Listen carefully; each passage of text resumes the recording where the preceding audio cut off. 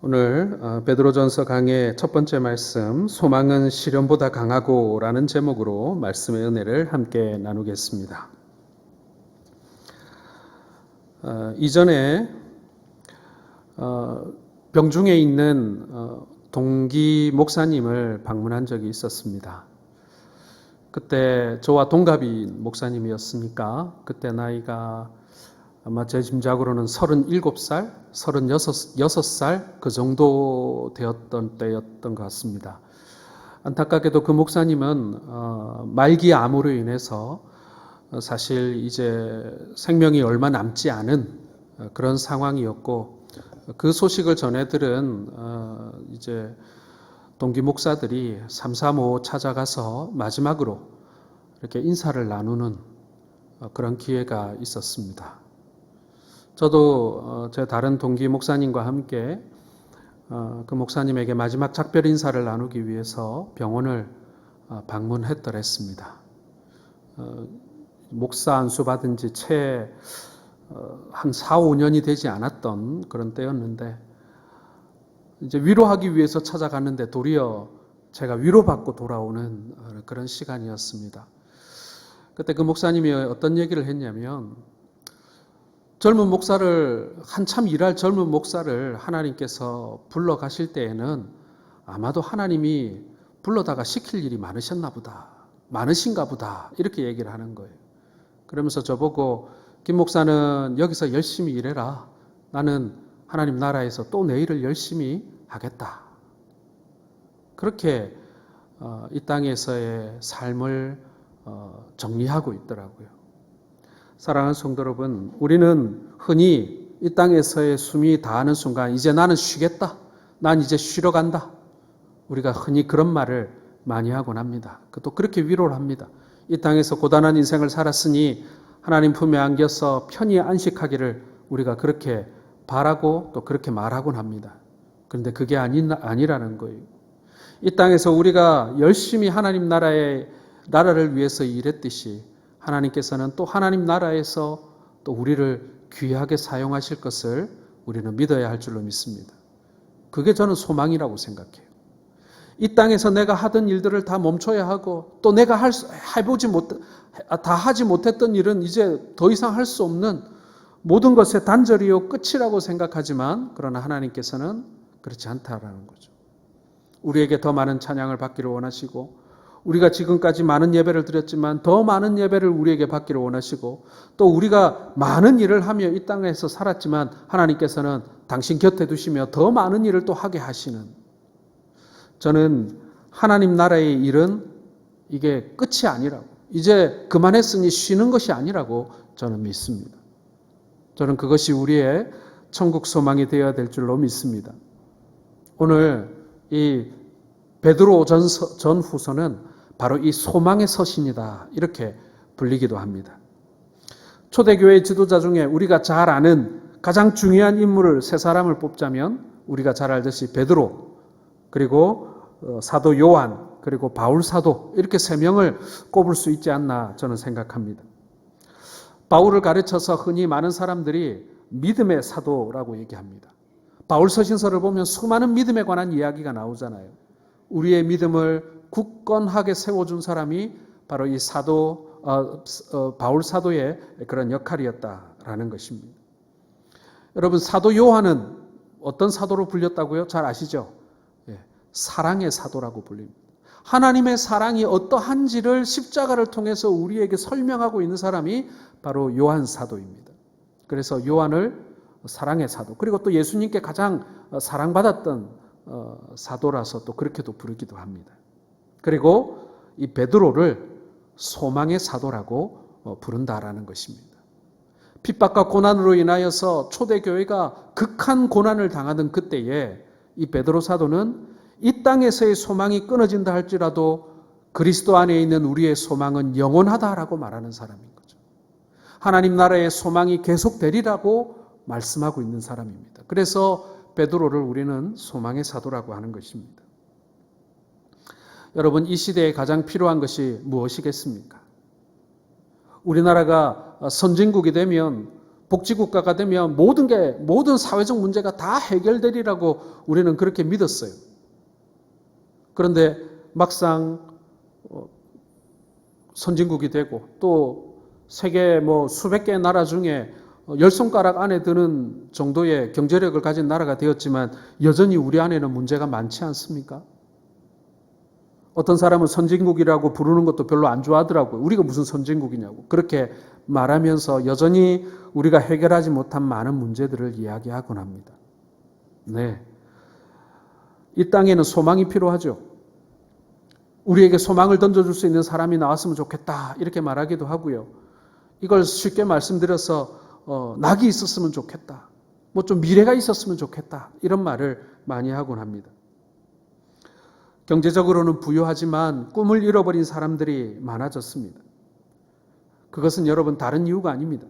사람들이 당장 눈앞에 보이는 곳에 집착하기 때문에 내일의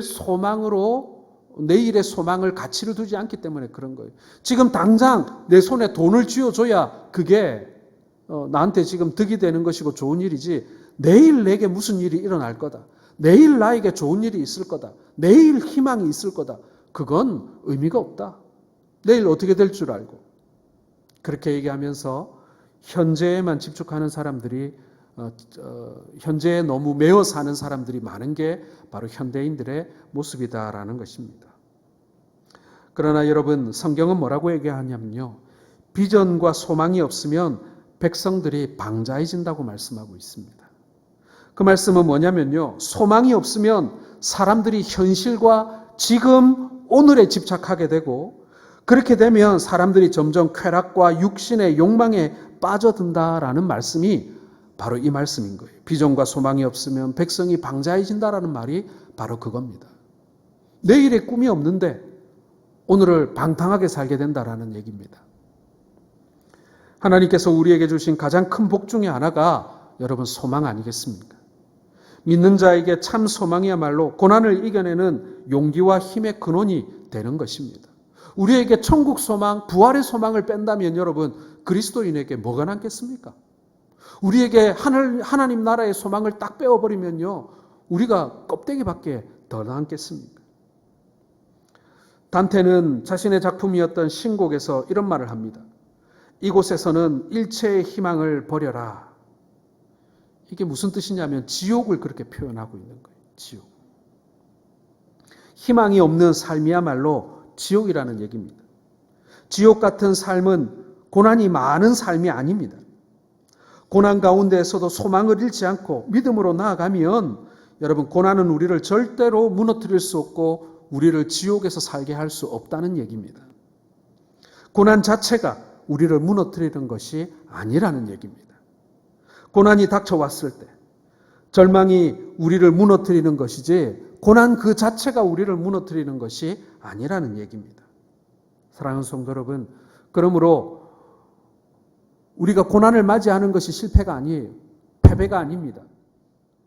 우리가 소망을 잃어버리고 땅바닥에 바짝 엎드려지는 그 순간이 바로 마귀에게 패배하는 순간인 것입니다. 소망 없어 보이는 이 시대에 하나님께서 베드로전서에서 우리에게 주시는 첫 번째 메시지는 뭐냐면요. 절망 가운데에서도 얻는 소망이 있다라는 것입니다. 절망 가운데에서도 우리가 얻을 소망이 남아있다라는 이야기인 것입니다. 저는 취미라고 말하기 좀 그렇지만은 이렇게 식물 키우는 것을 좋아합니다. 저희 아버지가 이렇게 식물을 키우는 걸 좋아하셨는데 집에 화분이 한 100개 있었어요. 근데 저는 어릴 때 그게 너무너무 싫었어요. 왜냐하면 때마다 철마다 밖에 내놨다가 온실로 옮겼다가 계속 왔다 갔다 해야 됐거든요. 아버지가 아파트에 살지를 않으시는 거예요. 계속 단독주택에만 사는 거예요. 그 화분 때문에. 어릴 때 그 화분이 아주 지긋지긋했어요. 근데 저도 나이를 먹어가면서 저도 아버지처럼 화분을 하나씩 2개씩 늘려가고 있습니다. 근데 저는 식물을 키울 때 제일 좋아하는 게 뭐냐면은 그냥 이렇게 요만큼 자란 걸 사다가 보는 걸 저는 별 그것보다는 이 씨앗을 틔워가지고 키우면 더 재밌어요. 이 연약한 씨앗이 이렇게 조그맣게 싹이 내는 것도 신기하고 그게 조금씩 자라서 꽃을 피우고 열매를 내는 걸 보면 정말 신기합니다. 뭐 죽이기도 많이 죽이지만 말이죠. 그런데 이 씨앗이 이렇게 발아하는 환경을 보면요, 사실 우리 사람하고는 좀 달라요. 식물이 씨앗을 틔우고 싹을 틔우고 잘 자라는 환경은요, 우리 생각보다 좀 습하고 더워요. 어떤 식물도 마찬가지예요. 좀 습하고 더워야 이렇게 이 씨앗이 발화를 합니다. 사람은 안 그렇잖아요. 사람은 좀 건조하고 뽀송뽀송하고 그리고 조금 시원한 듯 해야 사람 살기 좋지 않습니까? 네. 마찬가지입니다, 여러분. 삶은 콩은 싹을 못 내죠. 하나님께서 우리로 하여금 싹을 내게 하시기 위해서 시원하고 뽀송뽀송한 환경을 주시는 것이 아니라 때로는 좀 덥고 좀 눅눅하고, 하나님, 지금 내가 있는 환경이 이게 지금 좀 살만한 환경이 아닙니다. 좀 힘듭니다. 불편합니다. 좀 환경을 바꿔주십시오라고 말하는 그 환경을 통해서 하나님께서 우리에게 싹을 틔우시는 것을 보게 됩니다. 저는 이것이 그 불편한 환경과 상황이 저는 고난이라고 생각합니다. 하나님께서 때로 우리로 하여금 싹을 틔우시기 위해서 고난이라는 환경을 우리에게 주기도 하신다라는 것이죠. 베드로전서가 기록된 때의 시대적 상황은요, 교회가 엄청난 핍박을 받는 때였습니다. 여러분 혹시 코바디스라는 영화 보셨죠? 그 코바디스라는 영화를 보면 이 베드로전서가 쓰여진 그 시대를 아주 잘 보여주고 있습니다. 당시 네로 황제가 통치하고 있었던 때인데요, 그의 이 황제의 광기가 극에 달해가지고 로마의 굴시가지에 불을 놓습니다. 그리고는 시를 짓고 노래를 부르죠. 제정신이 아닌 황제였습니다. 그리고는 그 화제를 이 교회와 기독교인들에게 뒤집어 씌웁니다.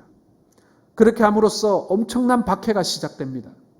수많은 그리스도인들이 맹수의 밥이 되고, 그리고 몸에 기름을 발라서 횃불로 만들어서 길에서 이렇게 불태워지고, 칼에 맞고 돌에 맞아 죽은 사람은 수도 없이 많았습니다. 온갖 참혹한 핍박을 받던 때였습니다. 베드로 사도는 그 핍박의 한가운데에서 살고 있는 성도들에게, 오늘 죽을지 내일 죽을지 모르는 그런 상황 속에 놓여 있는 성도들을 향해서 하나님 나라의 소망을 가지고 이 모든 핍박과 고난을 이겨내라고 오늘 말씀을 통하여 권면하고 있는 것입니다. 베드로 사도 자신도 고난을 아는 사람이었습니다. 실패도 경험한 사람이었습니다. 복음서를 보면 베드로 사도는 굉장히 열정적인 사람이었습니다. 무척이나 충성스러운 사람이었고 단순하고 순전한 사람이었습니다. 두 마음을 품을 줄 모르는 사람이에요. 남자답죠. 남자 중에 남자죠. 이런 유형의 사람들은요, 자신이 배신을 당하던 아니면 자신이 배신을 하던 사실 그 아픔을 견디기가 굉장히 힘들다고 얘기합니다. 배신을 당해도 아프고 또 자신이 배신했다는 사실 때문에 굉장히 괴로워하는 사람들이 바로 이런 사람들입니다. 그렇죠. 베드로는 예수님을 배반한 전적이 있는 사람입니다. 사랑하는 주님을 부인하고 도망했다는 그 사실이 다른 사람은 모르겠지만은 이 베드로와 같이 한 길만 바라보고 우직했던 이 베드로의 성품에는 이게 잘 용납이 안 되는 거예요. 자기 자신을 쉽게 용서할 수 있는 그런 사람이 아니었다라는 것입니다.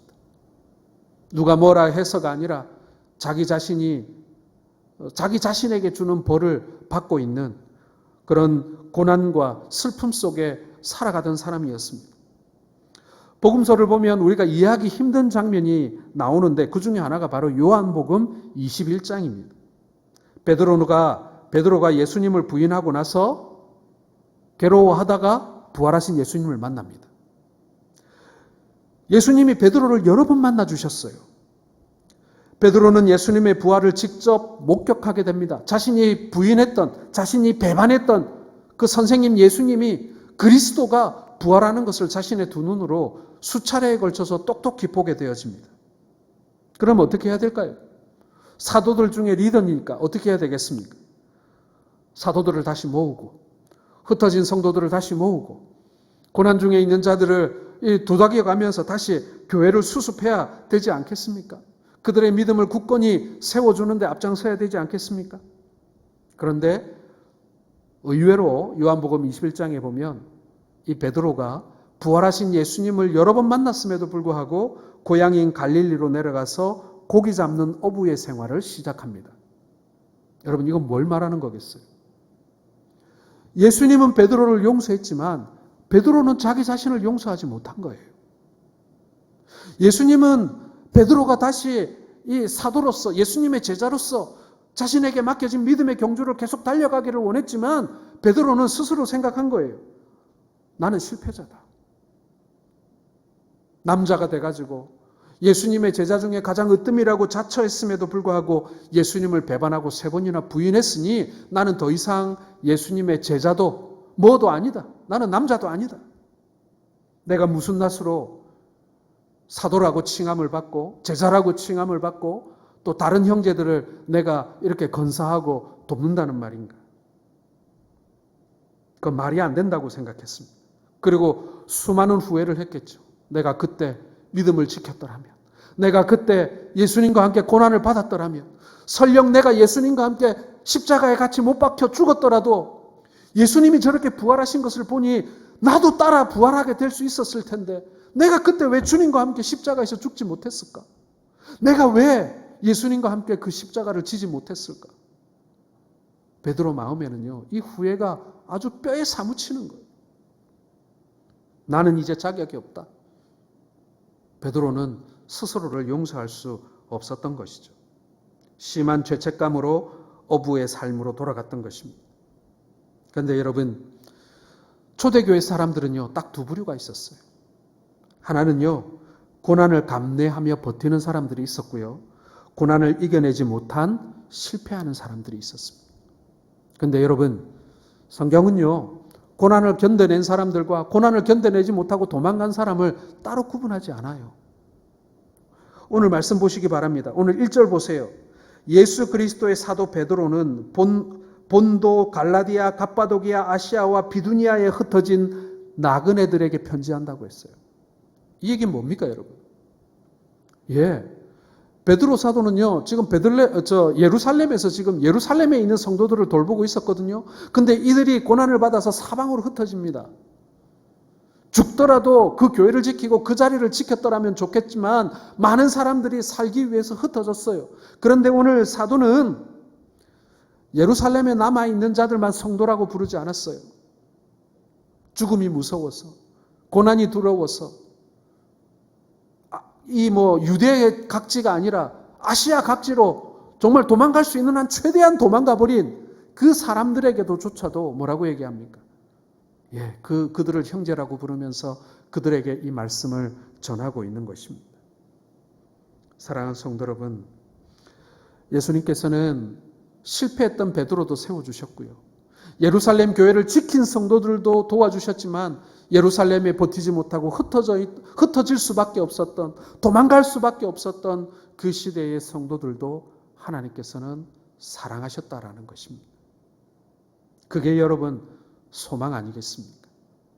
지금의 불시험이 나로 하여금 절망하게 하고 실망하게 하고 때로는 흩어지게 만들 수 있지만, 그러나 하나님께서는 나를 포기하지 아니하시고 이 고난의 뒤편에 남기워진 소망이 있다고 말씀해 주시는 것, 이게 하나님 약속인 거예요. 이게 우리에게 주시는 소망인 것입니다.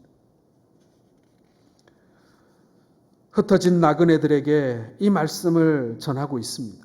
그들은 예수님을 믿는 믿음 때문에 흩어졌고 나그네가 되었어요. 고향 땅에 정착하고 안정된 삶을 살고 싶었지만 핍박 때문에 살기 위해서 어쩔 수 없이 흩어진 사람들, 그리고 그들 중에 상당수의 사람들은 로마에서 추방당했어요. 로마 대화재의 책임을 물어서 이제 그리스도인들은 로마에 살 수 없다, 다 쫓아내버린 거예요. 그들은 도덕적으로나 윤리적으로 또는 법적으로 잘못을 했던 사람들이 아닙니다. 오로지 예수를 믿는다는 그 이유로 쫓겨나야 했고, 예수 믿는다는 이유로 생명의 위협을 느끼고 도망가야만 했던 사람들입니다. 사랑하는 성도 여러분, 다시 생각해보면 우리도 흩어진 나그네들 아니겠습니까? 우리도 죄인이었습니다. 우리도 자주 실패합니다. 때로는 우리도 도망가기도 합니다. 그리고 도망갔던 인생이 있습니다. 우리에게도 그런 이력들이 있습니다. 그런데 우리의 시민권이 하늘에 있다는 거예요. 우리가 지금의 여기에서의 실패에 더 이상 매여 있을 필요가 없다는 것입니다. 내가 너희를 세상 가운데 보내지만 너희는 세상에 속한 자가 아니라고 말씀합니다. 우리는 이 땅의 복음의 사명을 위해 잠깐 머물다 떠나가는 거기 때문에 여기서 실패할 수도 있고 성공할 수도 있고 이곳에서 우리가 도망갈 수도 있고 버틸 수도 있지만 그러나 우리에게는 하나님 나라의 소망이 남아있다라는 것입니다. 사랑하는 성도 여러분, 우리가 살아가는 이 세상에서의 인생은요, 고난과 절망으로 점철되어 있지 않습니까? 어찌 그리 고난이 많은지, 어찌 그리 절망할 때가 많은지 모릅니다. 그러나 부활하신 예수 그리스도께서 우리의 소망 되심을 믿으시길 바랍니다. 우리에게 남겨져 있는 소망이 우리에게 예비되어 있다는 것을 믿으시길 바랍니다. 여러분, 그게 있어야 우리가 지금의 이 어려움과 고난 혹은 실패를 우리가 다시 넘어갈 수가 있는 거예요. 우리가 이 세상밖에 없다면, 우리가 이 세상에서 실패하면 그걸로 끝이겠죠. 그러나 주님께서는 그렇지 않다라고 말씀합니다. 바로 두 번째 메시지가 바로 그거예요. 우리의 삶이 나그네로서의 삶이라는 사실을 오늘 말씀은 강조하고 있습니다. 어떤 이들은 원치 않은 상태로 정든 곳을 떠날 수도 있습니다. 여러분, 원치 않는 곳으로 가실 때 아멘 하실 수 있기를 바랍니다. 나는 오른쪽으로 가고 싶은데 하나님께서 나를 왼쪽으로 몰아가실 때가 있어요. 여러분, 그때도 아멘 하실 수 있기를 바랍니다. 하나님이 나를 보내신다고 사람이 나를 보낸다고 생각하지 마시고요. 하나님이 나를 보낸다고 생각하시기 바랍니다. 그곳이 남들이 가지 않으려고 하는 곳일 때 더욱더 아멘 하실 수 있기를 바랍니다. 남들이 가지 않는 곳을 억지로 가야 할 때, 남들이 하지 않으려고 하는 일을 내가 억지로 해야 할 때, 그때 여러분, 하나님께서 내 걸음을 인도하시는 그 하나님이심을 우리는 믿어야 할 것입니다. 성경을 봐도 믿음으로 즐거이 떠나는 사람 별로 없습니다. 대부분의 사람들은 핍박으로 흩어졌습니다. 그러나 그들이 가는 곳마다 주께서 함께 가셨고 복음의 역사가 일어났습니다. 그리스도인의 고난이 세상에는 축복이 된 거예요. 그리스도인의 실패가 도리어 세상에는 단비가 된 거예요. 우리는 아파 죽겠는데 도리어 우리의 아픔을 통해서 사람들이 살아나는 역사가 일어나게 되는 거예요. 그러므로 여러분, 그리스도인들이 많이 눈물 흘리고 그리스도인들이 많이 기도하면서 이 땅을 살아가면 살아갈수록 우리의 주변의 이웃들과 세상은 복받는 줄로 믿으시길 바랍니다. 한번 생각해 보세요, 여러분. 지금 이 자리에 함께 하지 못하더라도 우리의 부모님들 혹은 믿음을 가졌던 우리의 선배들이 많이 눈물 흘리고 많이 기도하고 많이 고난 나간 덕분에 우리가 그래도 이렇게 믿음 생활 편안하게 하고 있는 것 아니겠습니까? 여러분, 이 정도면 우리 굉장히 편하게 신앙생활 하는 것 아니겠어요?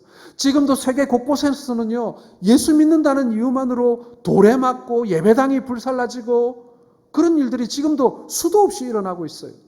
우리처럼 이렇게 편안하게 앉아서 안전하게 예배 드릴 수 있는 나라 사실 그렇게 많지 않습니다. 우리 누구 때문이라고요?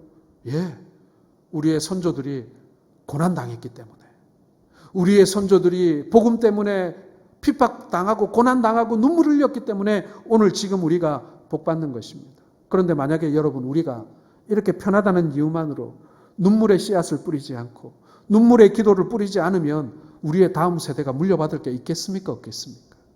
없는 거예요. 우리는 과거 조상들이 뿌린 눈물의 씨앗으로 우리는 지금 풍족하게 살고 있는데, 우리는 하나도 우리의 다음 세대에 눈물로 씨앗을 뿌리지 않으면 우리의 자손들이 이 교회에서 그리고 이 나라에서 거둘 씨앗이 없지 않겠습니까? 거둘 곡식이 없지 않겠습니까? 우리는 나그네로 살아야 하기 때문에 때로는 억울한 일을 당하고 권리를 누리지 못하고 살아갈 때도 있습니다. 예수님은 그분을 따르는 이들에게 평안을 약속하셨지만 그것은 세상의 평안이 아니었습니다. 예수님이 약속하신 복도 세상의 복이 아니었습니다. 예수님은 자신을 따르는 자들에게 자기의 십자가를 지고 나를 따르라고 말씀하셨습니다. 주님을 따르는 길은 넓고 편안한 길이 아니라고 했어요. 좁은 길이라고 했죠. 고난이 많다고 했습니다. 그러니 세상이 말하는 평안도 세상이 말하는 복도 아닌 것이 분명합니다. 부활의 영광은 반드시 십자가의 죽음을 통과한 사람들에게 주어지는 그런 영광임을 여러분 기억하시기를 바랍니다. 예수님을 믿어도요. 그리고 예수님을 잘 믿어도요. 우리가 이 땅에서 지불해야 할 고난의 대가가 있다는 얘기예요. 우리가 지불해야 될 고난의 몫이 있다는 얘기입니다. 물론 예수님을 믿으면 해결되고 바뀌는 것도 많습니다. 우리가 예수님을 믿으면 도덕적으로 깨끗해지고요. 우리가 죄로부터 멀어지게 되는 것은 사실입니다. 그리고 게으른 사람이 부지런해지고요. 정직해지고요. 열심히 살게 됩니다. 그래서 받는 복도 있습니다. 그러나 예수님을 믿기 때문에 받는 고난도 있다는 것입니다. 예수를 몰랐으면 받지 않았을 고난을 괜히 예수 믿어서 당하는 고난이 분명히 있다는 것입니다. 예수를 믿으면 세상적인 것을 포기해야 하는 경우도 많습니다. 신앙에 도움이 되지 않고 하나님의 영광을 가리기 때문에 우리가 포기하는 것들이 많지 않습니까? 게다가 영적인 갈등도 많습니다. 가족들 간의 갈등이 생기기도 합니다. 예전 같으면 목소리를 높여서 맞서 싸우기라도 할 텐데 이제 예수 믿는다는 이유로 맞서 싸우지도 못하고 큰 소리도 지르지 못해요. 때리면 맞아야 돼요. 그것만도 작은 문제가 아니죠. 우리 삶에는 예수님 때문에 당하는 어려움이 있지만 사랑하는 성도 여러분, 그것을 억울하고 힘들게 여기지 마시기 바랍니다. 그건 나그네가 당연히 당하는 거거든요. 나그네로 지나가는 사람들은 그런 핍박을 당합니다. 그리스도인들이 이 땅이 전부인 것처럼 뿌리를 내리고 살 때 오히려 교회와 믿음의 위기가 찾아옵니다. 창세기부터 요한계시록을 보시기 바랍니다. 믿음의 사람들은 모두가 나그네처럼 살았다고 되어 있습니다. 야곱의 경우도 바로가 나이가 몇 살이냐고 묻자 130년의 나그네 세월을 살았지만 조상들에 비해서는 짧은 세월을 험악하게 살았다. 이렇게 자신의 인생을 야곱이 대답합니다. 여행하는 사람이 많은 짐을 가지고 다니면서 가는 곳곳마다 집을 짓고 사는 것은 어리석은 일입니다. 나그네이기 때문에 간단하게 꼭 필요한 것만 가지고 영원한 본향을 향해 나아가야 하는 삶이 그리스도인인 것입니다. 이사를 가는 사람에게 짐은요, 불편한 거예요. 나그네에게 짐이 많으면 많을수록 불편한 것 아니겠습니까? 저도 이사를 꽤 많이 했습니다. 목사님들 이사 많이 한 건 여러분 아시죠? 결혼 생활 23년 동안 이사만 14번 했더라고요. 그러다 보니까 이 짐을 잘 늘리지 않습니다. 세간살이를 잘 안 사요.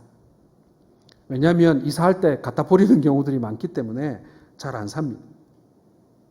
속초나 백령도를 가면요, 이북이 고향인 실향민들이 많이 삽니다. 지금은 이제 많이 돌아가셨지만, 속초나 백령도에 사는 실향민들은요, 땅을 잘 사지 않습니다. 집도 잘 사지 않습니다.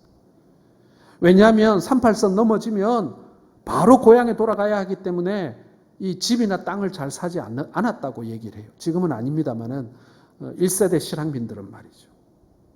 사랑하는 성도 여러분, 이 땅의 사람들은 이 땅에 뭔가를 남기려 하지 않습니다. 이 땅에 많은 것을 남기려 하지 않습니다. 왜냐하면 우리는 나그네이기 때문에, 지나가는 길이기 때문에 그런 것입니다. 베드로전서 1장 2절을 다시 한번 읽어보겠습니다. 같이 읽겠습니다. 곧 하나님 아버지의 미리 아심을 따라 성령이 거룩하게 하심으로 순종함과 예수 그리스도의 핏부림을 얻기 위하여 택하심을 받은 자들에게 편지하노니 은혜와 평강이 너희에게 더욱 많을지어다. 이 땅에서 우리가 예수 잘 믿고 성령 충만하게 살았다고 세상이 박수 쳐주지는 않지만 우리를 알아주시는 하나님의 계심을 여러분 믿으시길 바랍니다. 우리가 세상에서는 나그네지만 오늘 성경에 뭐라고 되어 있습니까? 택하심을 받은 자들에게 라고 우리를 부르고 있습니다.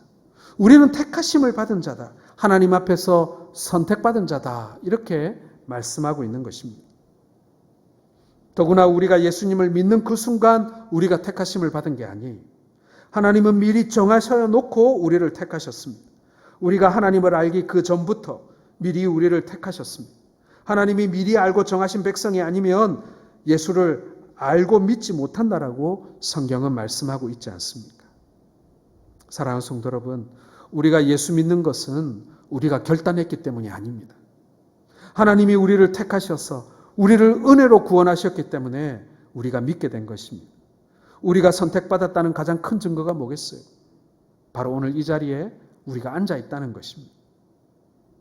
사랑하는 성도 여러분, 하나님께서 우리에게 주신 이 믿음의 여정들, 사실 길다면 길다고 할 수 있지만 또 짧다면 짧다고 할 수 있는 우리의 인생 여정 가운데 여러분, 우리의 소망은 이 땅에 있습니까? 아니면 하나님 나라에 있습니까? 우리가 하나님의 일을 감당하고 이 땅에서 열심히 하나님의 일을 봉사합니다. 우리가 여기서 직장도 은퇴하고 교회소도 은퇴하고 세상살이도 은퇴하는 날이 있겠지만, 그러나 하나님께서 주신 하나님 나라의 소망에는 은퇴가 없는 거예요. 지금 여러분들이 교회 오시면 뭐합니까? 찬송하지요. 예배하지요.